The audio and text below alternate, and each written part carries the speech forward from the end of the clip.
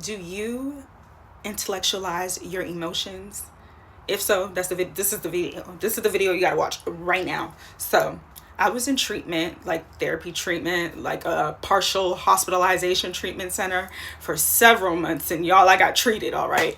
Yeah, I got healed and whole, and I'm a new woman. So, my name is Mistora Ngila. I'm a life and healing coach. I am about women becoming healed whole women, where we're healthy, we're whole, we're mentally stable, we're sound, and we're living our fulfilled lives. So what I'm doing today is I'm just talking about what to do when you intellectualize your emotions and you don't feel your emotions because of the trauma you've been through. So you typically, you're able to just keep on moving, marching, no matter what happens to you. You're like, whew, that one dodged that bullet. Whoop, that one dodged that bullet. Whoop, that one dodged that bullet. But you never take time to peace and say, whew, how did that make me feel?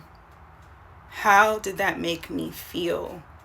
Sometimes you have to ask yourself that. So I really just want to talk about that, my experience and how I like work through it. And I'm just going to be reading from my handy dandy journal, my therapy journal. This is my old therapy journal. I actually don't use this anymore. It's like, it's done for, but I'm going to be reading right off of it so you guys can see how I process this information. The reason why I read a lot from my therapy journal and I read it directly to you guys is because I want you guys to see what my thought process was in the middle of my healing. In the middle of my healing, when I was not healed, when I couldn't see the transformation forming. And so that way you could see what the real feelings of the real raw feelings you'll go through and what it will feel like, it will sound like, and then give you guys practical tips that help me. A lot of what helped me was just writing down my thoughts, writing down things that pop up and trying to really process that and being challenged to do different. So that is just where I'm going to do. I'm going to just pause here and start talking about it. So for me, once I experience a negative experience or a feeling, I can never feel a negative emotion after the initial feeling. So if, let's just say, I get cussed out by my boss, I will be upset, sad, embarrassed, and all of the things. And then let's just say by the afternoon or the next day I'm over it. I will be like, I won't know how to, I can't channel that emotion of feeling embarrassed, sad, and all that. All I can do is like, I think I was embarrassed. I think that was embarrassing. That probably made me really sad in the moment. But as far as like, can I feel that? No, I can't feel it. I can only intellectualize it. So it was like, it felt like my emotions were a distant thing. I could never really like tap into it. And especially as women, we need to be able to tap into our emotions. Like, that's how we love. That's how we be loved. Like, I have my puppy Pierre. Pierre, you want to be in the video? Come here, darling. Come here, darling. See, like, I have to give him love every single day. And giving him love requires me to be in tune with my emotions. Giving a child loves requires you to be in tune with your emotions. Loving a man requires you to be in tune with your emotions. You can't provide that emotional support that your family needs if you don't even know how you're feeling.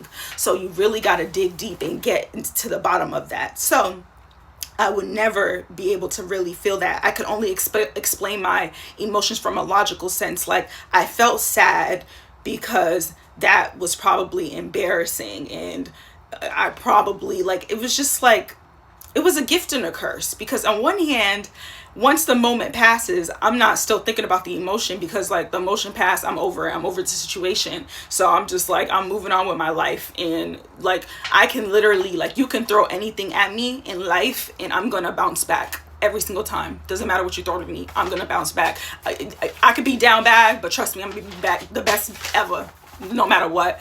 And like, it's a good thing, but it's bad when you don't take that time to pause and check in with self. So not pausing never pausing and never checking in with self is being in consistent survival mode. That was me. I was in consistent, absolute survival mode because growing up, I had to be in consistent survival mode so that way I can deal with the situations I was dealt with. So, a lot of this is also digging into that childhood trauma. We're going to get into that, but don't worry, we're going to get into that. So, something I implore you to do is when you go through a negative experience or event, take the extra time to be present while you're processing, to not just process it from an intellectual standpoint, but also to take a moment to actually think about how it made you feel and take the time to actually feel. And I'm going to be honest with you, like, this might take a while. You have been numb for so long, you don't know how to feel. And it might take some time for you to feel. That's okay.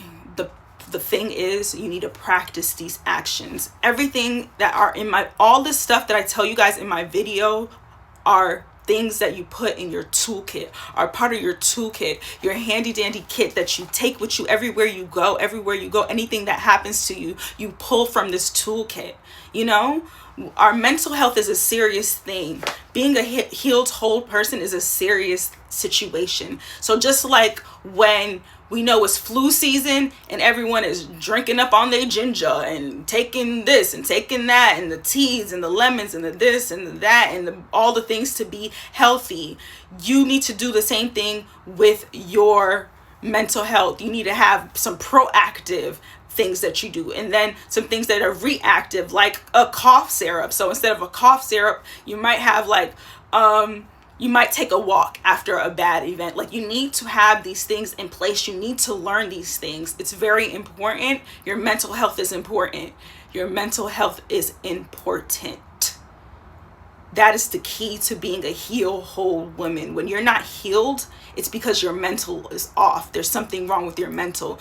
That might not necessarily mean a diagnosis, but that just means that you are dealing with some things that you need to unpack. So if you are dealing with just being in constant survival mode, constantly intellectualizing your feelings, not being able to feel, I implore you to please, in the name of Jesus, breathe, take steps back, journal, and get in tune with your emotions. You need this for your healing. All right, y'all. My name is Ms. Dora Anguila. If you want some life coaching, the link is in the description box.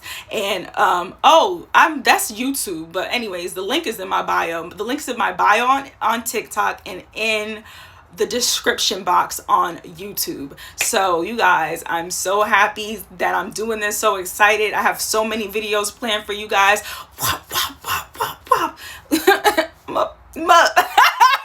Let me do my stuff. Okay, y'all, I'm acting like a fool. All right, I'm gonna talk to you guys later. Have a good day. Goodbye. I'm embarrassing.